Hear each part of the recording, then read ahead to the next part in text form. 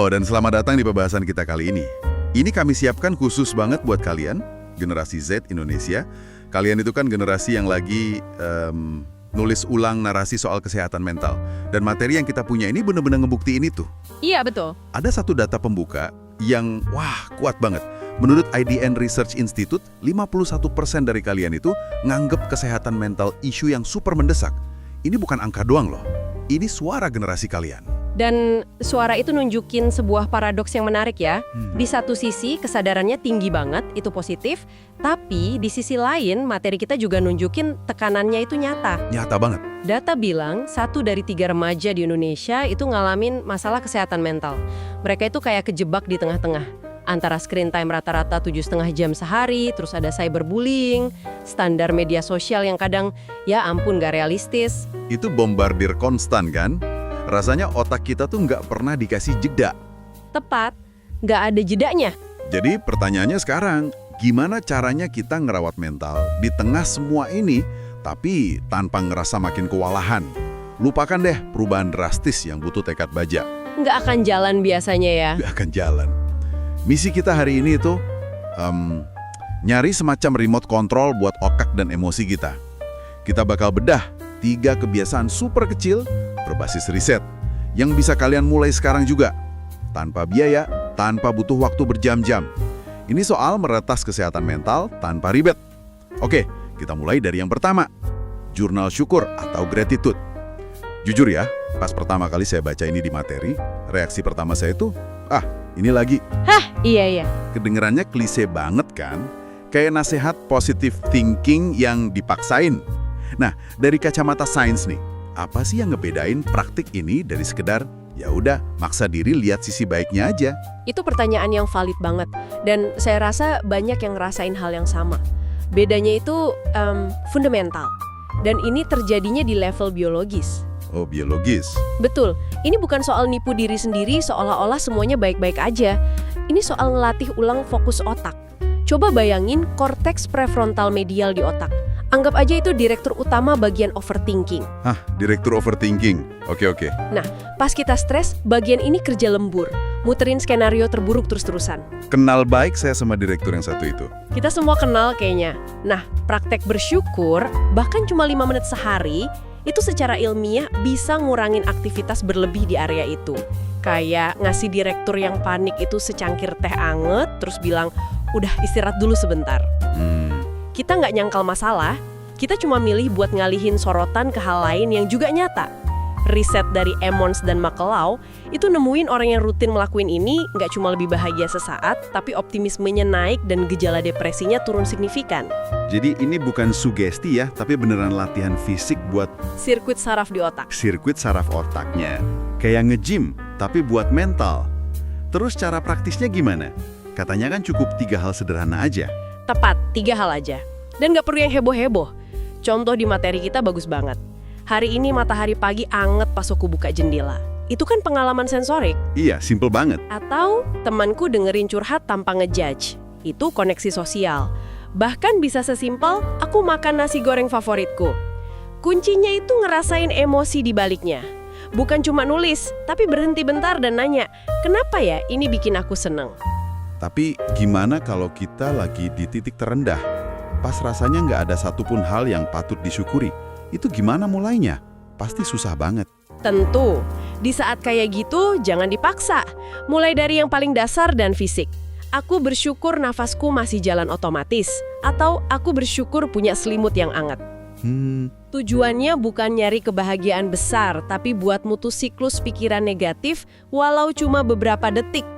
Detik-detik itu kalau dikumpulin, lama-lama jadi pola pikir baru. Anggap aja ini tombol di remote control otak buat ganti channel dari film bencana ke dokumenter alam. Nah, nenangin bagian otak yang overthinking itu satu hal. Tapi kadang kecemasan itu lebih kerasa di badan kan? Oh iya banget. Jantung berdebar, napas jadi pendek, tangan dingin. Nah, buat yang itu ada remote control lain yang lebih cepat dan lebih fisik. Ini pasti soal napas kan? Alat paling dasar yang selalu kita bawa, tapi sering kita lupain. Tepat sekali. Pas kita panik, tubuh otomatis masuk mode lawan atau lari atau fight or flight. Ini respons purba yang berguna banget kalau kita dikejar macan, tapi nggak ngebantu sama sekali pas kita cemas karena tugas numpuk. Iya, nggak ada macan di depan laptop soalnya. Nah itu dia, di mode ini sistem saraf simpatik kita ngambil alih, bikin napas jadi pendek. Latihan pernapasan atau breath work itu cara kita ngambil alih kendali secara manual. Di materi kita ada satu teknik spesifik ya, box breathing, pola 4-4-4-4. Katanya dipakai sama atlet dan militer. Kedengarannya serius, tapi oke, secara teori masuk akal. Cuma jujur deh, pas lagi panik berat, disuruh berhenti terus ngitung napas, itu rasanya mustahil. Pikiran kita kan lagi lari kenceng banget. Gimana cara ngelewatin hambatan mental itu? Nah, itu hambatan terbesarnya. Kuncinya ada 2. Pertama, jangan nunggu panik buat latihan. Coba lakuin box breathing 2-3 menit di pagi hari pas masih tenang. Anggap aja ini latihan kebakaran. Oh, simulasi ya? Betul. Latihan pas nggak ada api, biar pas ada api beneran, badan sama pikiran udah tahu harus ngapain. Kedua, lepasin ekspektasi buat langsung tenang. Tujuannya bukan ngentiin badai pikiran, tapi buat jadi jangkar di tengah badai itu. Menjadi jangkar, saya suka analogi itu. Jadi kita nggak ngelawan ombaknya, cuma berusaha biar nggak keseret. Persis. Coba kita pandu dikit ya. Tarik napas pelan lewat hidung, hitung sampai 4. Tahan, hitung sampai 4. Buang pelan lewat mulut, hitung sampai 4. Tahan lagi pas kosong, hitung sampai 4. Pikiran mungkin bakal teriak, nggak guna, masih cemas. Iya, pasti itu. Normal itu, abaikan aja.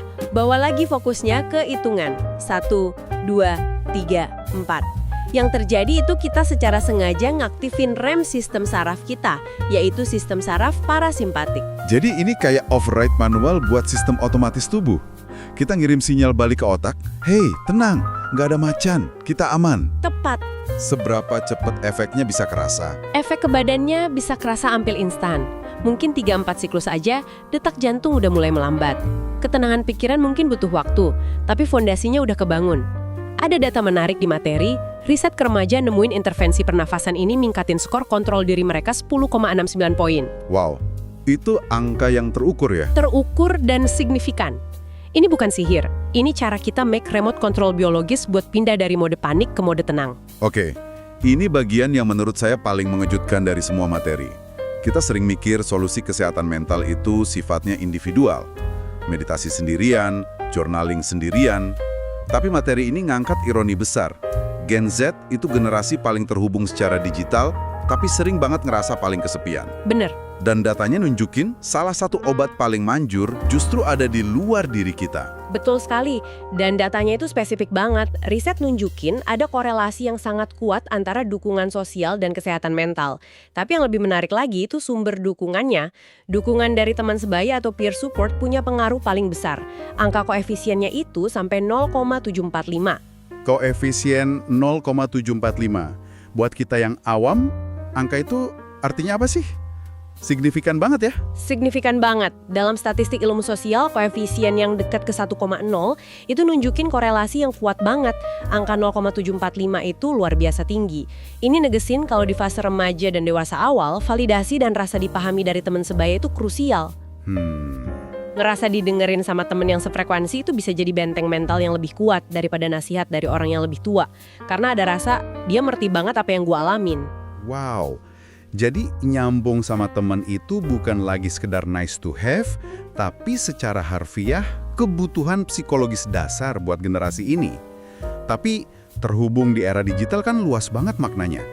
Apa sekedar chatting seharian di grup WhatsApp itu cukup? Nah, itu jebakannya. Materi kita ngebedain antara kuantitas dan kualitas koneksi. Chatting terus-terusan bisa jadi cuma distraksi, malah jadi sumber capek baru. Yang dimaksud di sini itu koneksi berkualitas. Ada saran praktis yang bagus, coba luangkan 10 menit quality talk. Bukan ngetik ya? Bukan ngetik. Telepon atau video call temen dekat. Dengerin intonasi suaranya, lihat ekspresi mukanya. Itu ngaktifin bagian otak sosial kita dengan cara yang nggak bisa dilakuin teks. Saya jadi ingat, beberapa minggu lalu, saya hampir batalin telepon sama teman karena capek seharian. Rasanya mau chat aja, tapi saya paksain 10 menit itu, dan abis itu energi saya justru naik. beda banget rasanya dengar suara temen ketawa langsung. Tentu saja. Dan koneksi berkualitas ini bisa kita gabungin sama peningkat endorfin lain buat dapat efek ganda. Gerakan fisik. Betul. Dan lagi-lagi, ini bukan soal yang berat-berat. Lupakan soal gym membership atau lari maraton. Materi kita nekenin gerakan ringan yang konsisten. Cukup 15-20 menit sehari. Cukup banget. Mungkin jalan santai keliling komplek sambil dengerin musik, atau yang lebih seru, dance di kamar ngikutin 3 lagu favorit. Kuncinya bukan intensitas, tapi konsisten. Dan ada penjelasan kimiawi yang indah di baliknya. Pas kita gerak, tubuh itu alami ngelepasin endorfin, hormon kebahagiaan. Tapi bukan cuma itu, aktivitas fisik juga ningkatin produksi serotonin, neurotransmitter yang penting banget buat ngatur mood. Oh, jadi ada 2 ya, endorfin dan serotonin. Betul. Jadi kombinasi 10 menit telepon temen, dilanjutin 15 menit jalan santai, itu kayak resep double buat kesehatan mental. Kita dapat dukungan emosional dari teman, sekaligus dapat suntikan kimiawi kebahagiaan dari tubuh kita sendiri. Jadi ini remote control dengan 2 tombol yang ditekan barengan. Satu buat otak sosial, satu lagi buat kimia tubuh. Efeknya pasti jauh lebih kuat. Tepat. Ini cara yang sangat aktif untuk mengubah kondisi internal kita, baik secara psikologis maupun biologis. Nah, kalau kalian punya sedikit waktu lebih di akhir pekan, materi kita juga ngasih beberapa aktivitas bonus. Salah satunya detox digital mini. Kita tahu dari data tadi, rata-rata screen time Gen Z itu 7,5 jam sehari. Otak kita terus-terusan dibombardir. Ini nyebabin yang namanya cognitive overload, kelebihan beban kognitif. Ngasih otak jeda sebentar aja, bahkan cuma beberapa jam, itu bisa nyegerin banget dan bantu mulihin fokus kita. Ada tips yang simple tapi cerdas di sini. Pertama, matiin notifikasi buat semua aplikasi yang nggak esensial. Tips kedua yang menarik itu ngubah layar ponsel jadi grayscale atau hitam putih. Oke, ini efektif banget. Saya coba ini dan efeknya luar biasa. Tiba-tiba Instagram jadi nggak menarik lagi. Dunia warna-warni di layar jadi datar. Dan keinginan buat scrolling tanpa henti itu berkurang drastis. Itu retasan lingkungan yang sangat efektif. Kita bikin distraksi jadi kurang menarik. Nah, aktivitas bonus kedua itu paparan alam atau nature exposure. Ada riset di Bandung Barat yang nunjukin paparan alam itu bisa nurunin tingkat stres. Betul, dan ini bukan soal harus mendaki gunung kan? Nggak perlu, cukup 20-30 menit di taman kota terdekat, duduk di bawah pohon, perhatiin daun, dengerin suara sekitar. Aktivitas sesederhana ini bisa nurunin kadar kortisol, hormon stres utama di tubuh kita. Ini cara gratis dan gampang banget buat menangin seluruh sistem saraf. Oke, mari kita rangkum. Kita udah bedah 3 tombol utama di remote control mental kita yang semuanya praktis banget. Tombol pertama, jurnal syukur 5 menit setiap hari buat ngelatih ulang fokus otak. Tombol kedua, box breathing 5 menit sebagai tombol riset darurat pas cemas. Dan tombol ketiga yang merupakan kombinasi kuat, 10 menit koneksi berkualitas sama teman, dilanjutin 15 menit gerak ringan buat suntikan endorfin dan serotonin. Dan semua ini keikat sama konsep micro habits. Intinya, small steps, big impact. Perubahan kecil yang dilakuin konsisten, hari demi hari, dampaknya bakal jauh lebih besar daripada satu perubahan drastis yang cuma tahan seminggu. Karena itu, kami punya tantangan kecil buat kalian. Kami nggak minta kalian ngelakuin semuanya sekaligus. Coba pilih satu aja dari 3 kebiasaan inti tadi. Mana yang paling manggil kalian saat ini? Pilih satu aja. Mungkin kalian lebih butuh ketenangan dari journaling, atau riset fisik dari pernapasan, atau energi dari koneksi dan gerakan. Pilih satu, dan komitmen lakuin itu tiap hari selama 7 hari ke depan. Cukup seminggu. Amati aja apa yang kalian rasain, tanpa tekanan. Ini bukan soal nyari kesempurnaan. Pasti ada hari di mana kita lupa atau nggak sempet, dan itu nggak apa-apa. Ini soal ngebangun hubungan yang lebih baik sama diri sendiri, satu kebiasaan kecil pada satu waktu. Dan kalau kalian mau, kalian bisa ikut normalisasiin percakapan ini. Bagikan pengalaman kalian dengan tagar #SmallStepsBigImpact.